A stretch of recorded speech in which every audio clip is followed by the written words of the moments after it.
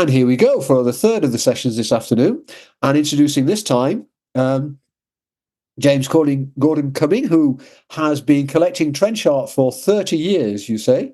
And I think the real trench art as well. I think you want the stuff that actually went into trenches, not the mass-produced brass stuff that you can tend to buy in souvenir shops all around the Western Front. So that's been his expertise, which I'm sure, because of the different, in one of the other talks earlier on, there was already a little rabbit hole to go down because, James, you had a shell casing that was linked to an Indo-Chinese soldier, which was linked to something that Christina was talking about. So you've got a little bit of research there to go down, haven't you, already? So that's really good. And today's moving. It sounds as if, and it looks as if that hobby of yours or that interest of yours has sent you down a rabbit hole in a Chinese way, because your topic for today doesn't seem to be connected, but I'm sure you're going to have some connection in there somewhere in terms of the China in the First World War. So I'll hand straight over to you and we will get underway. Thank you, James. Thank you, Jim. Yes, this is a very deep and long rabbit hole that I've gone down on the Chinese in the Great War, courtesy of buying bits of trench art. I don't really touch on it a great deal in this talk. This is more about China, and so yes, I'll crack on. Thanks everybody for joining, and I'll kick off. So on the 1st of January 1912, after more than 2,000 years of imperial rule, the Republic of China was born, ending a century of unrest under the decaying Qing dynasty that had lasted since 1644. I'll apologise in advance now for my pronunciation of some of the characters in this first historical bit. Representatives of all the provinces had gathered in Nanjing on the 29th of December and elected Sun Yat-sen, here on the left, to be China's first president. He was inaugurated on the 1st of January, the first day of the first year of the Republic. Sun had been involved in the revolutionary movement in China since the late 1880s and was credited with having kept the spirit of revolution alive over the preceding 20 years.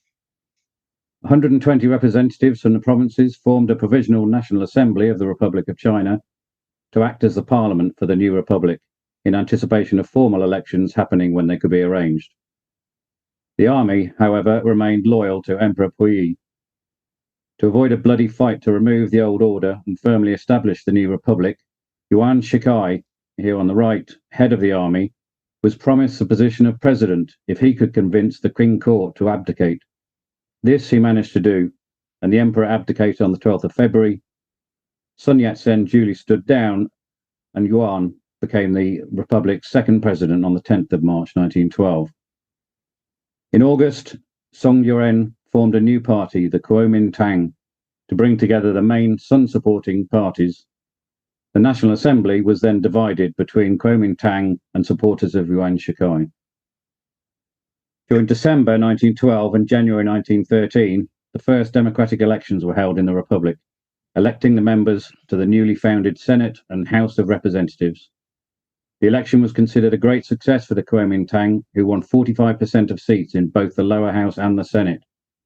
Their success, however, was seen as a threat to Yuan and detrimental to his power as president. Yuan had no intention of relinquishing his power after less than a year as president. On the 20th of March 1913, the leader of Kuomintang, Song Yuan, was assassinated on the orders of a Shanghai underworld boss, Ying Guixin. Needless to say, Ying had close links to the Yuan regime. After the removal of Song Yuan, Yuan Shikai attempted to consolidate total control of the country. After a failed second revolution against him in the summer of 1913, China descended into an ineffectual military dictatorship, and soon the new republic began to fragment, with warlords taking control of regions and them declaring themselves independent. But by this stage, the eyes of the world had turned to the war now raging in Europe. France bore the brunt of the fighting in the early stages of the war, and by the end of 1915 had lost almost 1 million men, either killed, captured or missing. Prior to 1914, the potential shortage of labour in the event of a large-scale war had been identified, and France had considered the concept of Chinese labour.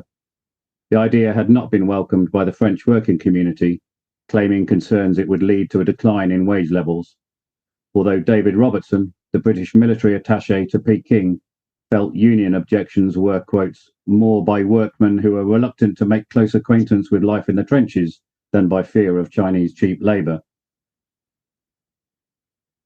The scale of the French losses in 1914 and 15 simply could not be replaced domestically, and Lieutenant Colonel Georges Tructil was sent to China to organise the recruitment of 70,000 men in January 1916.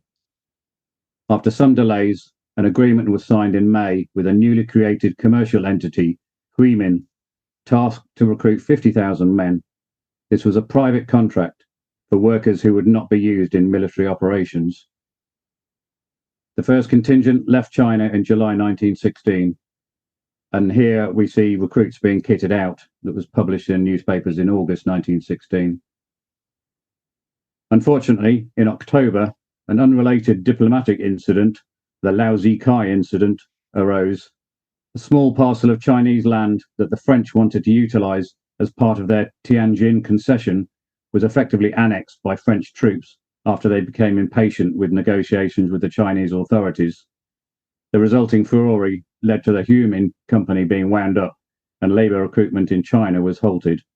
It wasn't until January 1917 that the French could arrange a new contract, this time recruiting in a different region, Guangdong. For the British, the summer of 1916 saw the launch of the Battle of the Somme.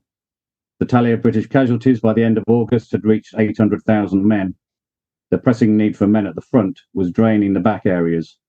Ports, as well as transport, salvage, repair and supply networks risked collapse without the contribution of labourers from overseas. Forecasts for manpower for the planned offensives in 1917 finally persuaded Britain to follow France's lead and approach the Chinese nation. By October 1916, arrangements were secretly being made to recruit 50,000 men in the British leased territory of Weihai Wei. While the Prime Minister, Lloyd George, was still refusing to answer direct questions on the subject in the House of Commons as late as 28th of November, the London Gazette reported the assignment of Lieutenant Colonel Brian Fairfax to command, quote, a Chinese Labour Corps in their edition of 14th of November. After a few months of basic training delivered by British Army officers who could speak the language, the first contingent of Chinese labourers left Weihai Wei on the 18th of January 1917, travelling south via South Africa. This route, however, was extremely long, taking a full 3 months at sea with few opportunities to take on fresh food. The obvious sea route was up through the Red Sea and the Suez Canal into the Med. The French steamship Athos set sail from Hong Kong at the end of January 1917, coming around India and up through the Suez Canal into the Mediterranean, with perhaps 1,000 Chinese on board. After picking up Senegalese troops at Port Said, they headed across to Marseille. As they passed Malta on the 17th of February, they were struck by a torpedo from the German submarine U-65. Of the 2,000 souls on board, 754 lives were lost, including 543 Chinese. All the paperwork relating to the Chinese labourers on the ship was with them on board and was lost in the sinking, meaning the French authorities had no way of knowing who had drowned and who their next of kin were. This was a deeply painful lesson. With the Mediterranean route deemed too dangerous and the passage around the Cape of Good Hope too long, the British began transporting their labourers via Canada, taking them by ship from Weihai Wei across the Pacific to Vancouver. After processing on Vancouver Island, the 5-day rail journey across Canada to Halifax was done as discreetly as possible, officially to avoid Canada's tax on Chinese immigrants, but more likely to avoid recruits disappearing en route or causing trouble with the locals at stopping points. It was agreed that during the journey, the labourers would not be able to leave their individual carriages. Each carriage on these silk trains, as they became known, had a supply of drinking water and a small stove that the men used to cook their food. At stops along the route, officers would be plied with money by the men to buy apples, candles and other items from the towns. Once at Halifax, Nova Scotia, the men would board steamers for the last leg of their passage across the Atlantic. In all, the journey would take some 6 weeks. On the 21st of February 1917, the British Army's Chinese Labour Corps was officially formed. Headed by Lieutenant Colonel Fairfax, they set up their headquarters at Noyelles-sur-Mer. The CLC took responsibility for many primary logistical tasks: unloading ships at the French ports, loading trains and lorries with stores and equipment, forestry work, making charcoal, etc. The men excelled at these tasks when managed well. As an example, Brigadier General Ludlow's diary notes how the Chinese were contracted to produce a set number of yards of duckboards.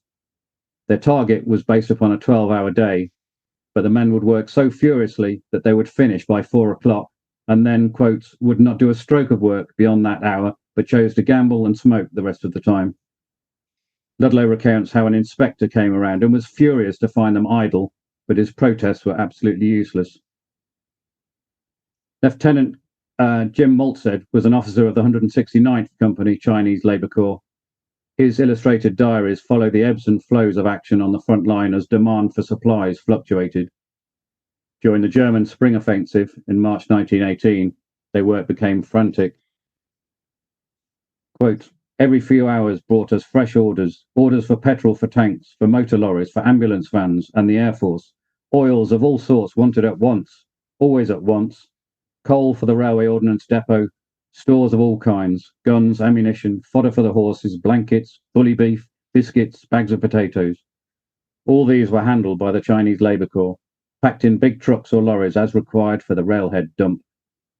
We slaved from morning light until far into the night, and often during the hours of darkness as well.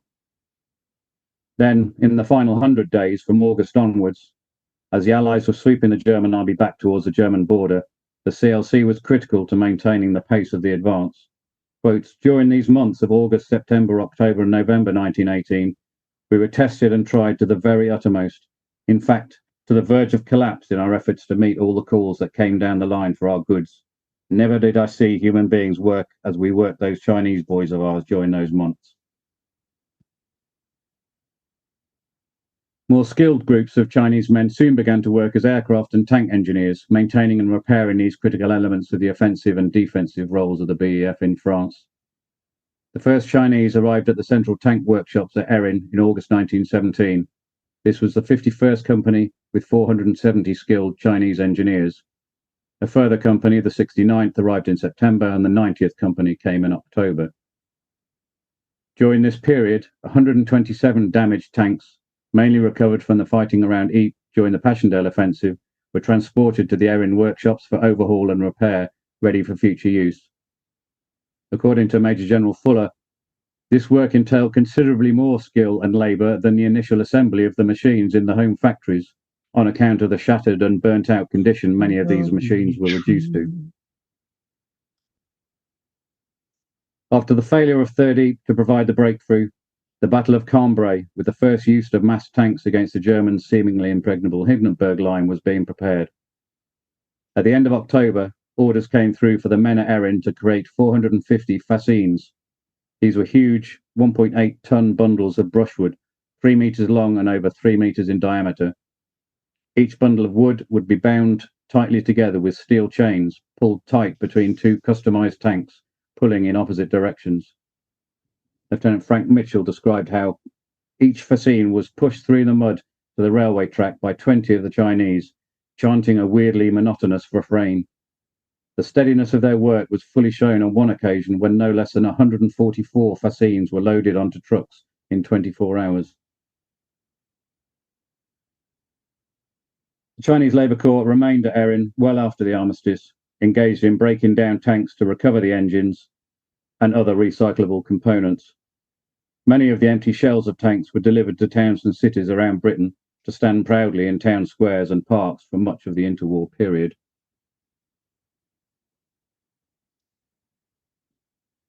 While the Chinese labourers' status as non-military meant officially that they should be working well away from the front line, the increasing range of aircraft, airships and artillery meant that by 1917 nowhere in northern France or Belgium was risk-free. Quote, now and again, the long-range Bosch gun on the railway would put a shell or two over Poperinghe, and it happened once that one exploded within 100 yards or so of the Chinese encampment, whereupon they fled in all directions, and it took about a fortnight or so to round them up again. Eventually, the men became more accustomed to the appearance of German aircraft, with their curiosity and acquisitive habits overtaking their fear. Lawrence Salisbury recalls how in a daylight air raid, the Chinese, quote, merely stopped their work in order to gaze better at the altitudinous Germans. And when a bit of shrapnel whizzed to earth, the coolies would pounce on it, laughingly crying out, "Plenty souvenir là!" During the spring offensive, German aircraft were keen to disrupt the Allies' supply lines, and on the 12th of April 1918, a Gotha raid bombed the area around the CLC camp at Renningelst, with one bomb falling in the Chinese camp itself, killing 3 labourers. This demanded retribution. According to Corporal Martin Cohen, German aircraft came over and bombed us, and some of the bombs fell in the Chinese compound and caused a few casualties. Next day, as soon as they'd eaten their rice, a party sloped off, stole some Mills grenades from a nearby dump, and threw them into the German prison camp. There was a hell of a row about it, but it was quite impossible to identify the culprits, and nobody could be punished. The number 1 Chinese hospital at Noyelles-sur-Mer opened in March 1917. Originally consisting of 6 marquees, it eventually became a 1,500-bed hospital, including 6 surgical wards, an X-ray unit, laboratories, and even a large kitchen garden supplying fresh vegetables to the patients. Produce from this garden even won 7 prizes at the British Agricultural Show in Abbeville in 1918. Outside, a 15-foot pagoda was built, painstakingly painted in the bright colours of a pagoda back home in China. This had a clock and a gong which was used to chime the hours of the day. Knowing how fond the Chinese were of birds, the commanding officer at the hospital managed to acquire enough canaries to have one in its own cage in each ward. The success of the hospital rested on instilling Western medical standards of cleanliness into the patients. The main cause of fatalities in the CLC was disease, with tuberculosis the main cause. Quote, "In every case, the greatest care is taken to provide for the comfort and cleanliness of the men. The Chinaman would by nature prefer picturesque but unsanitary chaos in his domicile, but he has taken very kindly to British theories of order and sanitation." The Chinese were great fans of theatrical performances, not only to watch, but also eager to perform and help to prepare for. At the Calais camp, a grand production was prepared by a troupe led by Chen Liting to be performed at the YMCA hut. Quote, "For the first performance, 100 Chinese from a neighbouring camp got up at 4 a.m., walked 16 miles to see the show, and after it, at 9:30 p.m., walked back, reaching home at 3 o'clock in the morning to be on duty again that day." Great preparations were also made for the Chinese New Year celebrations themselves, with dragon costumes, stilt walkers, and all manner of performance art on the show. The Chinese were renowned for their love of gambling. This was a key reason why their wages were separated, with a portion being given to the men each week, while the remainder being paid directly to their family in China to avoid it being squandered in France, with families at home suffering as a result.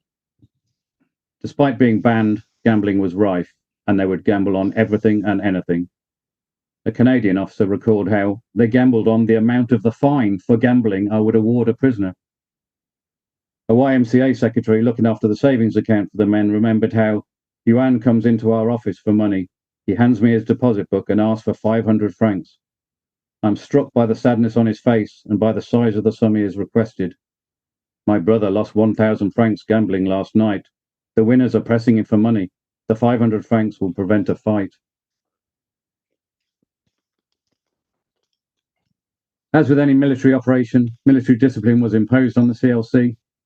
While they were subject to military law, the Chinese attitude to rules and regulations was somewhat less strict than soldiers who had been through military training.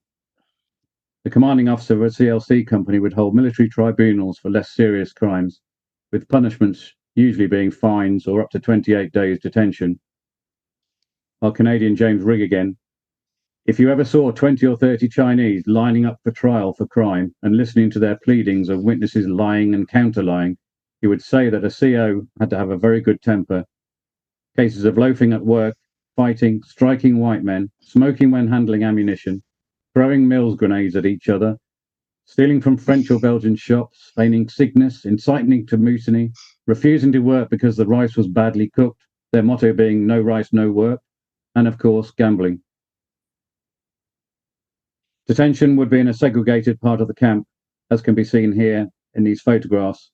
Lieutenant Hawking's photographs, some used in this presentation, also recorded the time some prisoners in detention escaped, and a search party had to be sent out to recapture them, asking door to door for any sightings of the men. Once the armistice had been signed and the armies began to return home, the CLC became the main labour force clearing the battlefields, filling in hundreds of miles of trenches, dugouts and craters, clearing acres of rusting and tangled barbed wire, removing all the surface debris, the unexploded shells, the wreckage, and of course, the bodies. A key role was the dismantling of thousands of tons of ammunition left in France by the departed armies of all nations. Everything from rifle bullets to colossal artillery shells and mortars had to be carefully broken down into their component parts to be recycled or destroyed. Unstable munitions would be transported to the Channel coast and safely detonated in controlled explosions on the beach. The men of the CLC also helped to consolidate battlefield graves, as the work of the Imperial War Graves Commission under Fabian Ware was finally able to really get to work. 60 Chinese men were employed in the workshops, producing their iconic gravestones. The Chinese cemetery at Noyelles contains 841 graves, with almost 1,000 other CLC men buried in Commonwealth War Graves Commission cemeteries elsewhere in France. While the original burials were marked with wooden crosses painted by their fellow labourers, eventually these were replaced with the Portland stone headstones common to all those who fell in the war. To ensure the Chinese text was correct, men of the CLC were used by the War Graves Commission to carve the headstones for the Chinese Labour Corps graves across France. At Noyelles, CLC men also set the headstones in place. As the demobilisation of British soldiers gathered pace, the CLC units gradually lost their favoured officers, replaced by younger, inexperienced men, and the social fabric of the Corps began to fragment. A lack of command, less critical work to do, and a growing impatience amongst the men to be released and returned home led to increases in criminal and antisocial behaviour. In turn, the local population saw fewer reasons for the Chinese to still be in France, with much of the restoration of the landscape now completed. The men's return journey to China was, as most had arrived, via Canada. Unlike the returning Canadian soldiers, there was no fanfare, no welcoming crowds to greet the Chinese upon arrival at Halifax, until a group of Nova Scotia ladies began to regularly meet the boats, giving each labourer a souvenir card with a greeting in Chinese and 2 apples for the onward journey. By the end, they had welcomed 20,000 men this way. The Chinese Labour Corps was officially disbanded on the 14th of September 1920, after the last man had been repatriated. In 1919, a competition was run to design the British Campaign Medal for the Great War. The winning design was by the Scottish sculptor William Macmillan, who used a figure of St. George on a horse holding a sword. Beneath them, rather than a slain dragon, the horse was trampling on a Prussian shield and also Crown Prince Wilhelm's personal insignia of a skull and crossbones. Above their heads, the sun in the sky alludes to the new dawn brought on by the Allied victory. Every soldier who had served would receive a Silver War Medal alongside a Victory Medal, with 6.5 million issued. Men who served in colonial labour corps were issued with a Bronze War Medal, and this award was extended to the Chinese Labour Corps by Winston Churchill. In all, just 110,000 of the bronze medals were issued, of which 93,354, to be precise, were to the men of the CLC. While each silver medal was named around the rim, those for the Chinese Labour Corps only showed their CLC number rather than their name, despite a Latin script version of their name being on each man's record. A similar approach was taken with the Egyptian Labour Corps and the Macedonian Mule Corps, with no rationale given in the records. The medals were produced in 1921 and posted to the last known address of the recipient. Around 1 in 10 of those dispatched were subsequently returned to Britain and scrapped. Most of these had simply failed to find their intended family, but some were also returned by recipients in protest, the medals being seen as mere trinkets, an unworthy reward for the service offered. At Versailles, the new Republic of China had high expectations given their critical role over the previous 3 years, not least the anticipated return of the area of Shandong around Tsingtao, given to Germany on a 99-year lease in 1898 by the Qing government. This was the naval base for the German Far East Squadron. In August 1914, when war broke out, this lease was revoked by the new Chinese Republic, and the port had been used by both French and British ships during the war. Unfortunately, in the harsh realities of diplomatic negotiations, trade links, and the importance of international relationships trumped fairness every time. Under a secret agreement already reached before the conference, all German possessions in the Pacific north of the equator were given to Japan, a formal but low-key ally of the French and British, in return for Japan's support for Britain being give German islands in the Pacific. China got nothing, with a rather empty argument that theirs was a commercial contract for which they were paid in full. The Chinese delegation issued a statement in protest. Shandong has sent tens of thousands of its citizens to Europe to work in the trenches and help win the war. Many sacrificed their lives. Now, as a reward for their service, the economic rights in their own province are to be turned over to Japan. Can we expect these citizens, who have experienced the terror of war on European battlefields and whose national spirit is enlightened, to rest satisfied with the conditions made by the treaty? The Chinese people are known as peace-loving and law-abiding people, but under these circumstances, what human beings could endure such outrages and such humiliation? In protest at the direction that the conference was taking on China's claims, the May 4th movement was founded when 4,000 students gathered at Tiananmen in Beijing on that day in 1919, in turn laying the foundations of communism in China. As Mao Zedong stated in 1939, the May 4th movement 20 years ago marked a new stage in China's bourgeois democratic revolution against imperialism and feudalism. Thank you all for listening. Any questions? How was that for time? Oh, that's not bad. Brilliant, James. Absolutely brilliant. Wow. Yeah. Again, extended my limited knowledge today. I'm having a really good day here. I mean, obviously, guiding in France and so on has given me.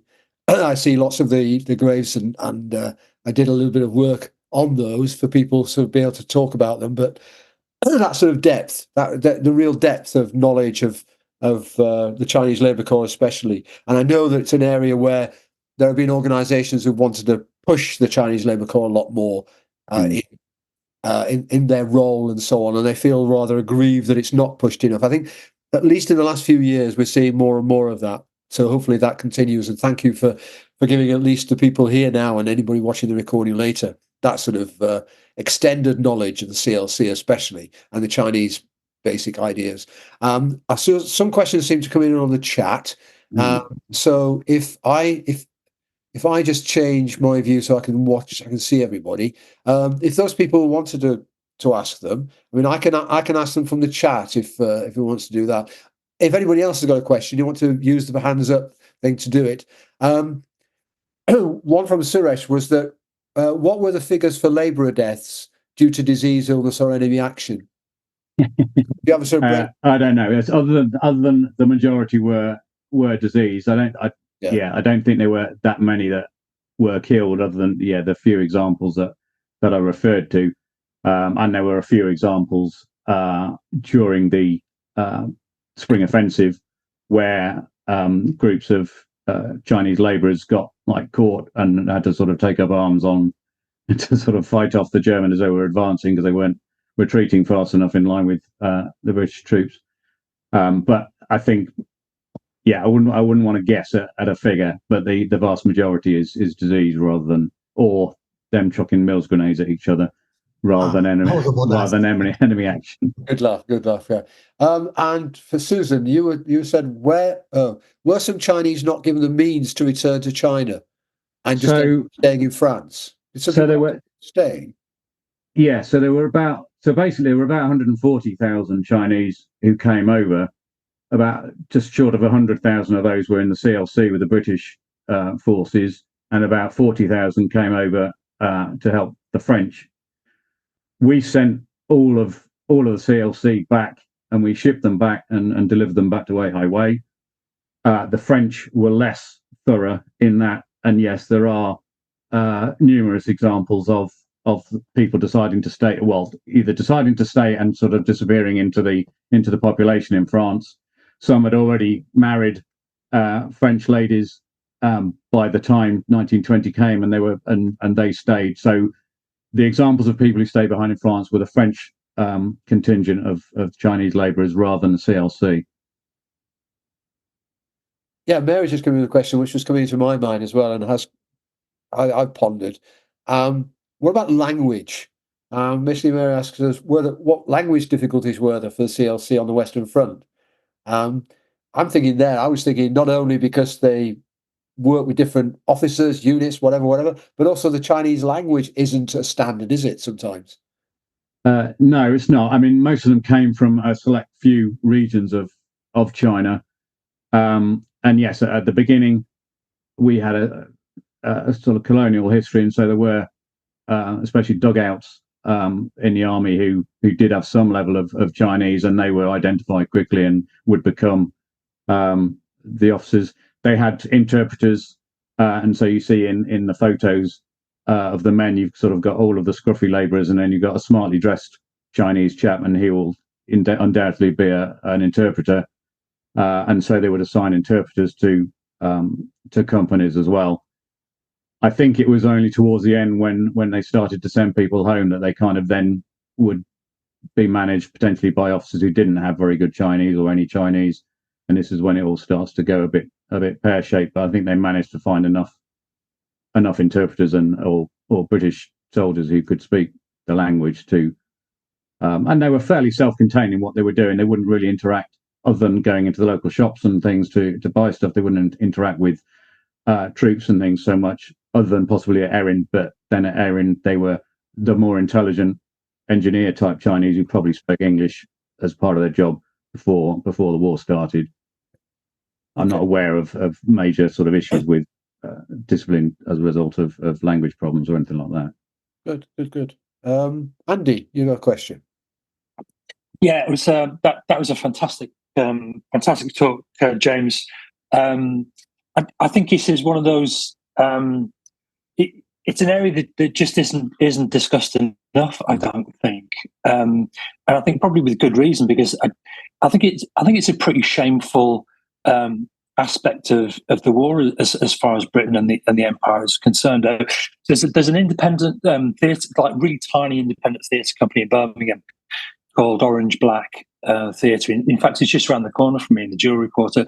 2 years ago, I went to see a play there about the Chinese Labour Corps, and it was incredibly moving, and the experience. And they described travelling across Canada in these sealed trains, and it's kind of baffling the way that we're obviously had a manpower crisis, and the logistical demands of the Western Front were huge. We need to get manpower from elsewhere. We go to China. We contract with these people to come and essentially help us out for pay, and then just treat them like crap when they're over here, and then afterwards. And it's kind of baffling in a way. It's almost as if you're fighting a global war, against imperial oppression from one country, and you're just demonstrating imperial oppression on your own part. Is it? Can we look just beyond basic racism for the approach to the Chinese Labour Corps and how badly it was the people were used there, or is it just the fact that it was just a brutal war and people stopped really caring very much about the people who were helping us win it? Yeah, it does odd. I think we were just at the point that the First World War changed a lot of attitudes and things, and prior to that, I think it was sort of brutal colonialism, and that we wouldn't consider they had any say in it. But I think that a lot of that changed, but obviously not in time for it to be reflected. I was conscious of German, so German East Africa as an example, rather than kicking the Germans out and say, right, you've now got your independence. No, we had to then just move it from one colonial master to another and keep it ourselves, which now doesn't chime very well, and I don't think we would do that. And the whole issue with China, and especially the Chinese mainland, not giving that lump of and port back to this new republic that had been formed, and presumably we were very positive about, because it was moving on from from being a sort of emperor-led country into something new. And this was a lot of the reason why the Chinese came over, because we're this new country. We need to go out into the world and tell everybody about it and see what's going on, because now we're kind of been dragged into the 20th century. And yeah, even that little bit, they couldn't quite bring themselves not to do a deal with Japan. So no, I think it was a pretty poor, and yeah, we're still living with the consequences 100 and something years on. Yeah. Thanks, James. Brilliant. Josh. Oh, sorry. Hi, James. Very interesting talk. I remember during the general centennial anniversaries, there was a bit of uptick in interest in the Chinese Labour Corps, and I think that's probably where a lot of good work has started. My question sort of revolves around: was there any tension or diplomatic issues with the Japanese in terms of this sort of negotiation with China and things like that? Especially, I mean, the first Sino-Japanese war was in the 1890s. You had thousands of troops pouring into Manchuria by the end of World War One, into Siberia. So I was wondering if there was any sort of diplomatic tension or worry about, relations with China in regards to Japan. From British point of view? Yeah. Whatever's easier for you. Yeah, no, I mean, you would think if I was Japan, knowing that China had suddenly now been sort of reborn into this republic with presumably, as far as Japan's concerned, almost unlimited supply of men for their armies. I'm not sure, for the sake of one port in China, I would have wanted to annoy them that much by snaffling it, because we're going to have to live next door to you for the next 1,000 years, and you're just awakening. And then the first thing we do in this new republic is like snub you and nick your port. So from their point of view, I would have thought they wouldn't have thought that was a very good idea. But they obviously have this superiority complex that is the same as we had from a colonial mindset, and think, well, I don't care what they think, and I don't care whether they're. And we've beaten them before, and I'm sure we'll beat them again. But yeah, the Japanese had learned quickly how to do the European colonial thing. So yeah, absolutely, yeah. Just to come in on that one, there's an interesting part in our own Alex and Nikolai's book on the outbreak of the war in 14, which involves the Japanese declaring war and why they declared war, and they've done a lot of work on that. So that would be something for you to pick up when that comes out. The work they've done in showing how Japan, let's say, manipulated things so that by declaring war, they were giving themselves options in China later. They saw some opportunities. They were a lot of that. Suresh, you have a question. Hi. I was actually struck by the similarities with the Indian troops and later in World War II, the Indian Labour Corps as well, World War I and II as well. There were several considerations about, dietary specific requirements based on religion. Muslims should not get pork, and Indians should not be fed beef, stuff like that. What kind of food was fed to the Chinese? Was it standard army rations, or was some effort made to give them food that was familiar to them? No, I think they quite quickly learned that the Chinese prefer to organize their own cooking and cook their own food in their own way. Quite how they managed to get a supply of rice for 140,000 people in France, I don't know. But no, there wasn't the same issues. But I guess there aren't the same complications with the Indian forces. You've got issues if you can't lump them together into one thing, because you have Muslims and Hindus and Sikhs, and they all have different things, whereas the Chinese are a bit more homogenous. And because they weren't in the front lines, they weren't embedded in the British Army in the same way as the Indian troops would have been, and so they weren't using the same support structure. They were self-contained, and they had their own camps, and they were behind the lines, and they had the ability to cook their own food in their camps because of the work they were doing meant that was a bit easier. So no, I'm not aware of, other than when they had shortages and things like that, and the rice was badly cooked and they wouldn't work and things like that. I'm not aware of issues between being able to give. I'm not sure there's anything that the Chinese necessarily wouldn't have eaten. So no, I've not come across any examples like you do get with the Indian troops. No. Yeah, I was wondering about things like rice and all, which are not particularly common in France. I'm not I'm not sure how that. Presumably, they'd have had to import it from India. Yes, I guess. Yeah, that's true. I guess there was a fairly robust supply line from India for things like rice and I'm conscious of sort of growing a lot of rice in Italy at the moment, but maybe they weren't doing that back in 1916. I don't know. So I'm just laughing at Andy's bully beef fried rice. Yes, bully beef fried egg. I'm sure they tried it. Yeah. There don't seem to be any further questions. We're just about at the end of the time anyway. Brilliant timing. And so again, a very big thank you, James, for a fascinating insight into something a number of us have touched a little bit, but to get that sort of depth has been absolutely brilliant. So a virtual big round of applause for that. And thank you very much for taking part in today's excellent.